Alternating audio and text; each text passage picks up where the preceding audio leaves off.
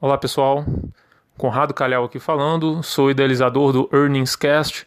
Obrigado por estar escutando as conference calls em nossa plataforma. Passando aqui um recado de 30 segundos para falar um pouco para vocês da Anchor.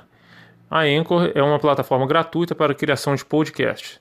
Ela contém ferramentas que permitem aos usuários gravar e editar áudio, organizá-los em episódios de podcast, publicar podcasts em plataforma de escuta e monetizar o conteúdo. Um abraço a todos e continue conosco.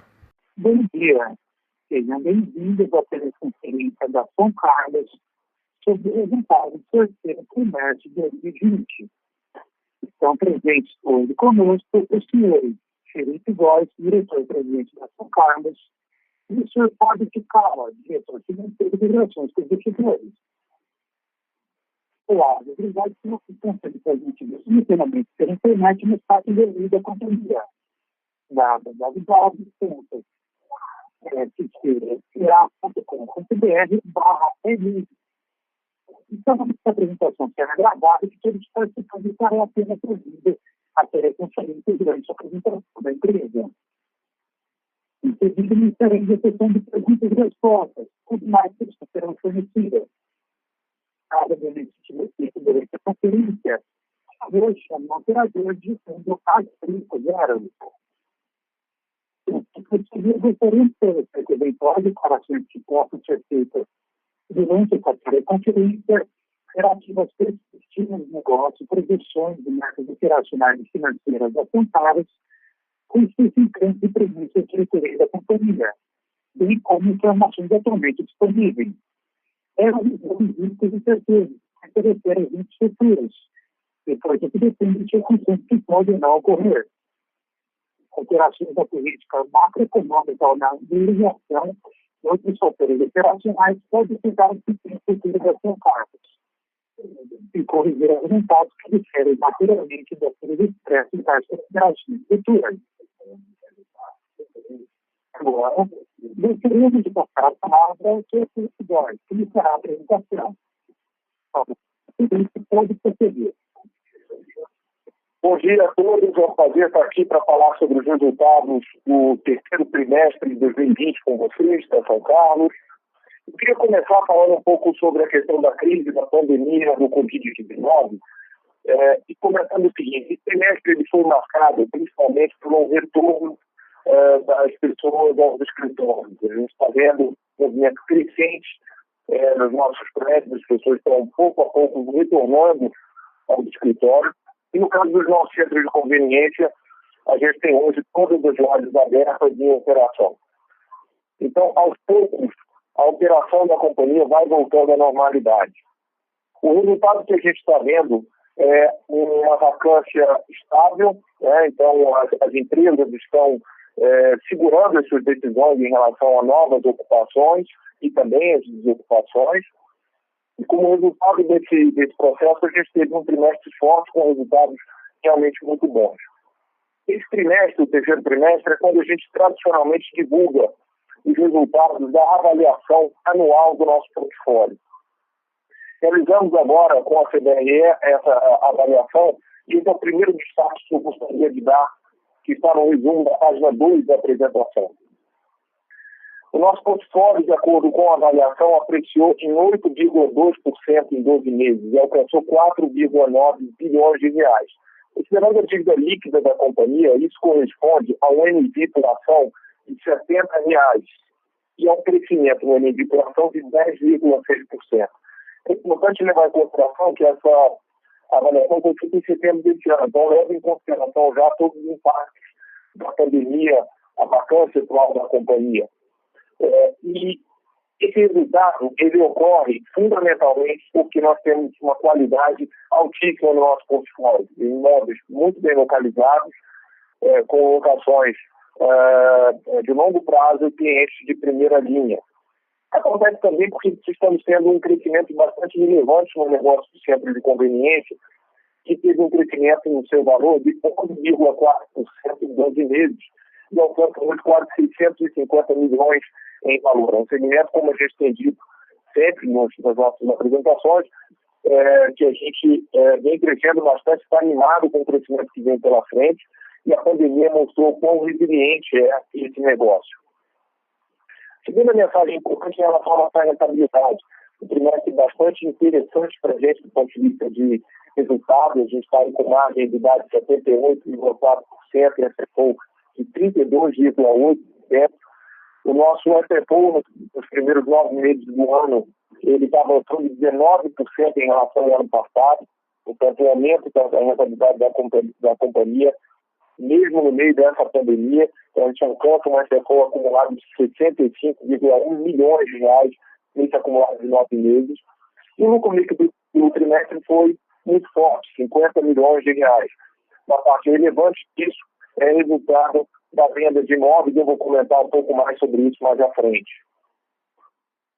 Em relação à estrutura de capital da companhia, a gente vem fazendo um trabalho muito importante, liderado pelo Fábio, de reperfilamento das nossas dívidas, né? Trabalhando agora para reduzir o custo do nosso endividamento. O resultado começa a ser visto nesse trimestre, mas será visto de forma mais clara nos próximos trimestres, porque a gente ainda tem alguns FIIs de preparamento de dívidas e que impactam o nosso resultado nesse trimestre. Mas mesmo assim, é importante notar o seguinte: a gente tem o crescimento do FFO, como eu já disse anteriormente, e uma queda relevante no custo nominal da dívida, que cai no terceiro trimestre de 8,5%, custo médio da nossa dívida, no terceiro trimestre de 2019, cai para 6,2% no terceiro trimestre de 2020. É um resultado realmente muito bom. O nosso endividamento líquido caiu também no ano, então, enquanto o portfólio cresce 8,2% em 12 meses, em função das aquisições que nós fizemos, em função da qualidade do portfólio, né, subida nas nossas locações em 12 meses, a gente tem uma redução da nossa dívida líquida para 983 milhões. O Fábio vai explicar melhor essa comparação, mas isso equivale a menos de 20% do valor do portfólio da companhia. Então, é uma posição muito sólida que, junto com o nosso caixa de 568 milhões no final do trimestre, nos coloca numa posição muito vantajosa para tirar vantagem da crise. A gente entende que a crise traz grandes oportunidades, seja de melhoria nos nossos processos internos, como a gente tem feito, com o aprendizado que a gente está tendo na crise, para operar de forma muito mais eficiente internamente nos nossos condomínios, mas também em aquisições. Nesse trimestre está a compra de um centro de conveniência aqui em São Paulo, na Vila Madalena, na saída do metrô da Vila Madalena, que ainda está em obra, mas é uma fachada ativa, mas que eu tenho certeza que vai gerar muitos resultados para a companhia, pela localização, pela disposição do centro e pela riqueza que existe naquela região. Então, a gente está muito animado para fazer mais negócios desse tipo e também comprar edifícios corporativos dentro da nossa estratégia. Eu queria agora dar um pouco mais de detalhe, um pouco mais de cor sobre o resultado da venda do edifício que a gente ocorreu nesse trimestre. Está na página 3 da apresentação. Nesse trimestre, a gente executou a venda do edifício Jardim Tietê, que faz parte do que a gente chama de complexo Jardim Tietê, né?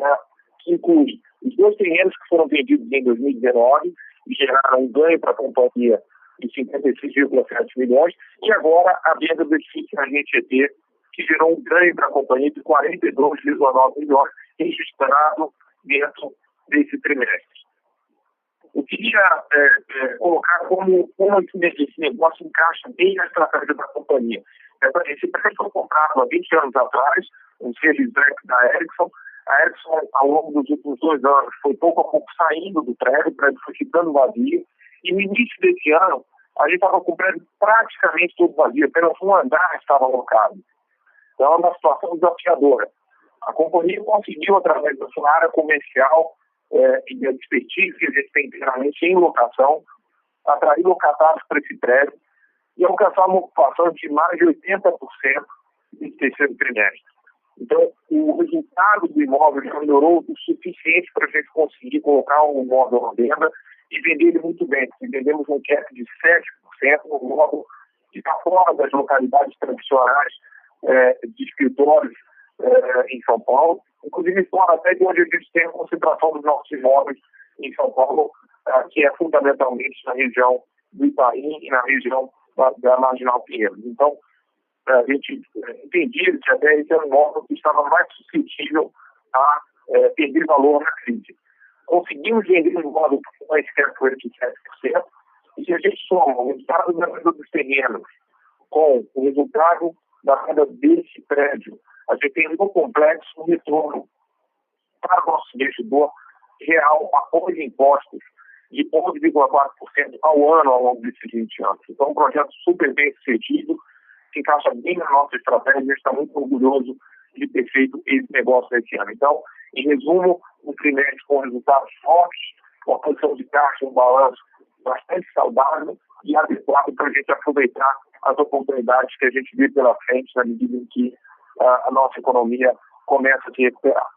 Por isso, eu queria passar a palavra para o Fábio, que vai dar mais detalhes sobre os nossos resultados. Obrigado. Obrigado, Felipe. Bom dia a todos. É um prazer aqui novamente estar com vocês para comentar o resultado do terceiro trimestre da companhia. Continuo a apresentação aqui no slide 4, comentando um pouco a apreciação do nosso portfólio, conforme o Felipe falou, prática da companhia realizar essa avaliação do portfólio com a CBRE. Então, no ano, né, enfim, comparando com setembro de 2019, o portfólio teve um crescimento de 8,2% nesses 12 meses. Vale ressaltar que no crescimento na mesma base de ativos foi de 8,5%. E o destaque, de fato, é o crescimento da apreciação do portfólio do centro de conveniência, que teve um crescimento superior a 11% em 12 meses. Isso em função não só de maturação dos empreendimentos, quer dizer, a venda dos valores, principalmente nesse momento de pandemia, tiveram um crescimento relevante, mas também as inaugurações que a companhia entregou ao longo desses 12 meses, que teve uma apreciação nesse portfólio, um crescimento nesse portfólio. É um portfólio que vem ganhando destaque aqui na companhia. Hoje representa aproximadamente 20% em termos de ABL, em termos de valor de mercado, tem uma representatividade em torno de 13%. Um resultado excelente aqui de crescimento de portfólio, não só do segmento de office, mas também do portfólio de centro de conveniência. Na página 5, entra aqui no detalhe da apreciação do nosso NAV. Conforme o Felipe comentou, o NAV cresce 11% nos últimos 12 meses. Esse crescimento vem da combinação de apreciação do nosso portfólio, crescimento do nosso portfólio e redução de dívida líquida, que eu comento mais para frente. Destaco novamente aqui o crescimento, né, do NAV do centro de conveniência, que teve um crescimento superior a 24%, alcançando quase 600 milhões de reais, e a NAV por ação atinge R$70 por ação. Aqui no gráfico à direita é a rentabilidade que a gente costuma acompanhar do nosso negócio. A gente calcula aqui a métrica, né, utiliza a métrica do Total Account Return, que é a aplicação do portfólio ao longo do tempo, acrescida, né, dos proventos distribuídos ao longo desse período. A gente tem aqui nos últimos 10 anos uma rentabilidade superior a 10%. Na página 6, apresentamos aqui os principais indicadores aqui do trimestre, dos 9 primeiros anos aqui de 2020. O destaque aqui no resultado é a rentabilidade da companhia, que mesmo nesse cenário desafiador, a companhia entrega rentabilidades elevadas com margem EBITDA superior a 78% e margem FFO superior a 32%, quase 33%. E também, considerando aqui 9 meses de 2020, a companhia cresce em praticamente todos os indicadores de receita, EBITDA, FFO e lucro, e destaco também a margem elevada que a gente atinge nos 9 primeiros meses de 2020, com destaque aqui para a margem FFO de 35%. Lucro líquido, conforme o Felipe falou, a gente alcança aqui no trimestre 50 milhões de reais. Esse lucro é resultado da venda de ativos, da venda do Jardim Tietê aqui no trimestre. Por fim, aqui na página 6, a estrutura de capital da companhia, ressalta aqui o trabalho que a companhia vem fazendo, não só para reduzir custos de dívida, mas também melhorar o nosso perfil de endividamento. Hoje a gente tem um passivo atrelado à CDI, boa parte do nosso passivo atrelado à CDI, isso possibilita a companhia aproveitar esse momento de juros mais baixo.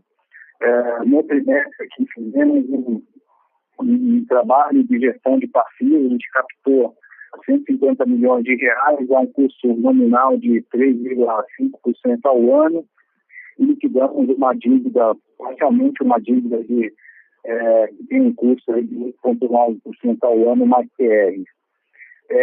Vale ressaltar também o nível de alavancagem da companhia, a gente conseguiu reduzir o nível de alavancagem hoje, no trimestre, no terceiro trimestre de 2020, a gente alcança uma dívida líquida EBITDA de 4,7 vezes, como comparação no segundo trimestre de 2020, esse indicador era 5,4 vezes. E aí também com a apreciação do portfólio e redução da dívida líquida, a gente tem uma relação de dívida líquida sobre o portfólio de 20%, e isso no segundo trimestre era de 23%. O custo de dívida vem caindo. Hoje, no terceiro trimestre, encerramos aí com um custo nominal aproximadamente de 6% ao ano. E o nosso cronograma de dívida é bem alongado, a gente não tem pressão aqui para rolar dívida, a gente tem um caixa hoje suficiente para fazer frente às amortizações que a gente tem aí nos próximos anos. Enfim, por fim, concluo aqui a apresentação e a gente abre para perguntas e respostas. Obrigado. Iniciaremos agora a sessão de perguntas e respostas para investidores e analistas. Para fazer uma pergunta, por favor, digitar asterisco 1. Se sua pergunta for respondida, você pode sair da fila digitando asterisco 2. As perguntas serão atendidas na ordem de serem recebidas. Então, a gente deve tirar o tempo durante o titular de sua pergunta. Dessa forma, uma ótima qualidade de som será fornecida. Por favor, aguarde enquanto coletamos as perguntas. A nossa primeira pergunta é do senhor Gustavo Sambaúva, do BTG Pactual. Senhor Gustavo, pode prosseguir. Tem duas perguntas aqui. A primeira, até durante a abertura inicial do Felipe, você comentou que as empresas nesse triplo vão voltando, dos escritórios e tudo mais. Eu queria entender um pouco como estão, talvez, as negociações aí, eventualmente, de novas locações que estavam em andamento, aí, que foram travadas pela pandemia, se as conversas voltaram a acontecer agora no quarto trimestre, e aí qual a perspectiva de vocês para a movimentação mesmo aí de novos locatários, enfim, novos contratos sendo fechados, como é que está um pouco a perspectiva, ou se as empresas ainda de fato estão postergando qualquer decisão de investimento.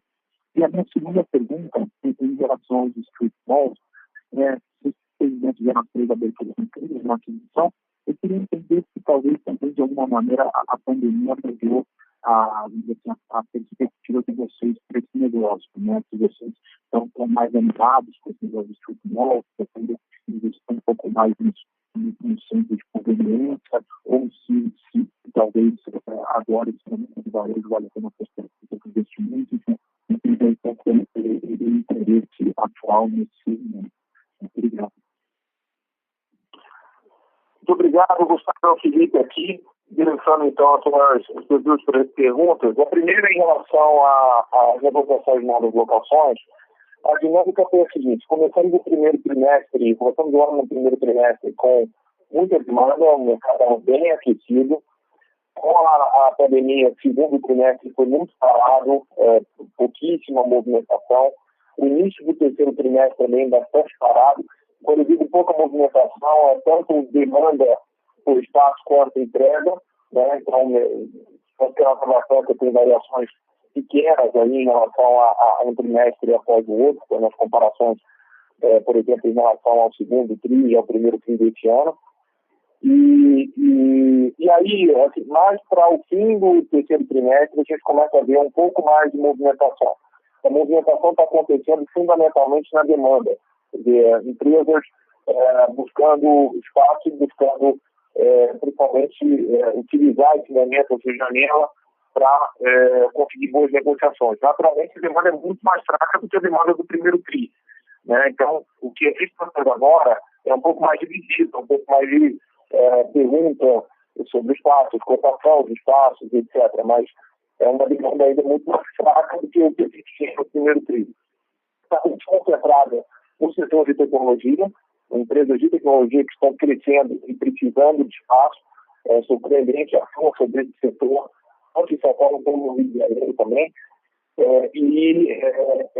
O que a gente imagina que vai acontecer aí nos próximos 6 meses uma demanda relativamente fraca, não vejo uma mudança, por exemplo, em torno ao que a gente viveu no primeiro TRI. Eu acho que o país vive hoje um grau de incerteza muito grande. Então, são realmente aquelas empresas com necessidades de espaço muito emergentes que vão estar buscando negociações. Eu diria que isso vai estar muito focado nesses setores que estão crescendo mais, sobretudo, como eu disse, setor de tecnologia. E aí, a gente imagina, a partir do segundo TRI do ano que vem, ou mais até no segundo semestre do ano que vem, aí sim um reaquecimento da demanda em função da retomada da economia. Tá? Também imagino alguma entrega de espaço nesses primeiros 6 meses, tá? No último TRI desse ano e primeiro TRI do ano que vem. Eu acho que vai haver algumas empresas vão estar, de fato, entregando espaço, pouco pela questão da crise, tá? Eu acho que muito pouco pela questão do trabalho híbrido, do home office. A dinâmica que a gente está vendo em todas as empresas, na realidade, é sim uma migração para o trabalho híbrido, que as pessoas ficam um tempo em casa, um tempo no escritório, mas um grande desenho de escritórios, maior espaçamento, maior espaço para reuniões, maior espaço para restrições. Isso está tendo como resultado líquido, na maioria dos escritórios que estão sendo desenhados, uma manutenção dos espaços. Tá? Então, a dinâmica que eu vejo de entrega nesses próximos 2 trimestres vai estar muito relacionada à crise econômica mesmo. Empresas em dificuldade buscando reduzir custos. Tá? Então, acho que isso está acontecendo no mercado como um todo, isso vai afetar todas as empresas, mas a gente vê sim um processo de recuperação a partir do segundo semestre do ano que vem. Em relação às strip malls, a gente continua muito animado com o setor. Se você pergunta em relação a antes da pandemia, eu diria que é o mesmo tipo de atratividade para a gente, o setor. Não mudou.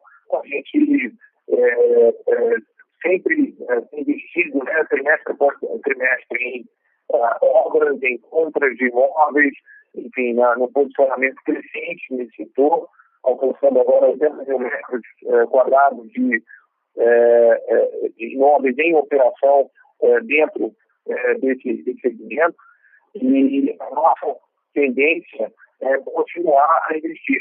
Em relação ao nosso apetite, acho que não muito, para falar a verdade, Gustavo. A gente sempre teve esse entendimento de que esse consumo de conveniência dentro de casa é um consumo que vai continuar, vai ser resiliente em relação ao crescimento do e-commerce, e é nele que a gente está investindo. Então, o nosso nível de excitement aí com esse setor continua muito semelhante ao que tinha antes da pandemia. O que eu posso comentar como ponto favorável que a gente viu, tanto no segundo TRI quanto no terceiro TRI, ou seja, no meio dessa pandemia, da confusão da pandemia, é crescimento de 2 dígitos no same-store sales dos nossos clientes, nos nossos centros. Os nossos centros são ocupados fundamentalmente por a alimentação, né? Então, supermercados, farmácias, pet shops, e esse tipo de segmento continuou operado durante a pandemia e o crescimento foi bastante relevante. Eu atribuo esse crescimento por 2 fatores. A consolidação dos centros, nossos centros, a grande maioria são muito licença, então as pessoas estão se acostumando a comprar nesses centros comerciais perto de casa. E o segundo é o fato de muitos shoppings ficaram fechados e as pessoas, então, consumiram mais em centros de conveniência do que os shoppings nesse período. Então, esse é o dado que eu queria dividir em relação ao que ocorreu nos nossos distritos ao longo desse período. Obrigado, Gustavo. Obrigado, primeiramente. Bom dia. Bom dia. Indicando que parecer claro, perguntas basta indicar asterisco 1. A nossa próxima pergunta é de Soramex Ferraz, do Itaú BBA. Soramex, pode proceder. Bom dia, Felipe e Fábio. Obrigado aqui pela apresentação.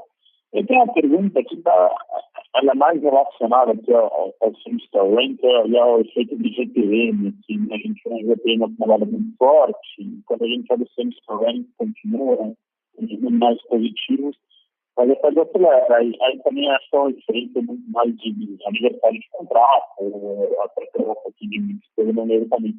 Mas se vocês pudessem falar um pouquinho como é que está aí, se vocês estão conseguindo, de fato, passar pelo GPM que rola nos contratos que tem aniversário nos TRIs, né? Como é que está sendo essa conversa? Se de fato a gente pode esperar um crescimento forte nesse lado aqui nos próximos 2 meses. Muito obrigado, Alex. O Felipe aqui, a pergunta é realmente importante e relevante.